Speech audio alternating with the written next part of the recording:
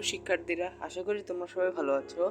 আজ তোমাদের জন্য নিয়ে এসেছি বাংলা বইয়ের নোলক কবিতাটির জীবনের সাথে সম্পর্ক খুঁজে নিয়ে। আর তোমরা যদি আমার চ্যানেলে নতুন হয়ে থাকো তাহলে প্লিজ সাবস্ক্রাইব করে আমাদের পাশে থাকো এবং নিত্য নতুন ভিডিও পেতে লাইক, কমেন্ট ও শেয়ার করো।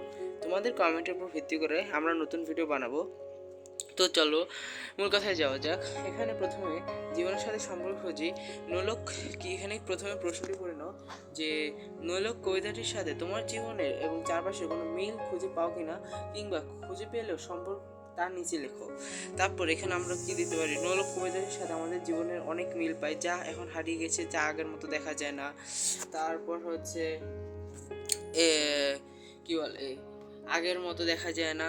তারপর আমাদের বাঙালির সংস্কৃতি, অনেক ধরনের কথা জানি, এগুলো লিখতে পারো। তারপরে সেগুলো সব গুরুত্বের সাথে মানুষের জীবনের সাথে মিশে গেছে, কিন্তু এখনও আর সেভাবে দেখা যায় না। যেমন মাটি দিয়ে বিভিন্ন তৈজসপত্র, হাঁড়ি, কলস, বাসন ও পুতুল সহ অনেক রকম পণ্য সামগ্রী, এগুলো যদিও এখন কিছু শৌখিন মানুষ ব্যবহার করে, কিন্তু সমাজের সকল মানুষ ঐতিহ্যপূর্ণ উপকরণ এখন ব্যবহার করছে না। আমাদের প্রকৃতি বিভিন্ন গাছগাছালির সংখ্যা ক্রমান্বয়ে বেড়ে যাচ্ছে।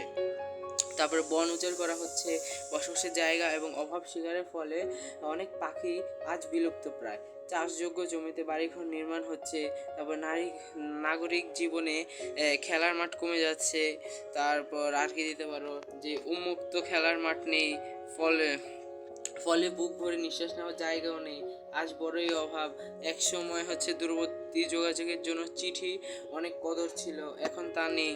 তারপর হচ্ছে কিন্তু আধুনিকতার ছোঁয়ায় সেই চিঠি এখন আর কেউ ব্যবহার করে না। সুতরাং আমাদের অতীত জীবনে হারিয়ে যাওয়া অনেক ঐতিহ্য আজ বিলুপ্ত প্রায়, যার মূল কবিতায় কবি রূপকর্থে বোঝাতে চেয়েছেন। তো তোমরা একবার দেখে নাও ভালো করে।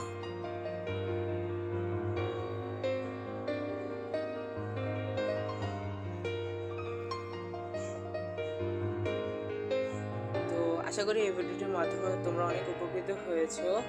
তো এরপরে আমরা আমাদের চ্যানেলে বিজ্ঞান বিষয়ে ছক নিয়ে আসবো। তো আমাদের চ্যানেলে চোখ রাখো। আল্লাহ হাফেজ।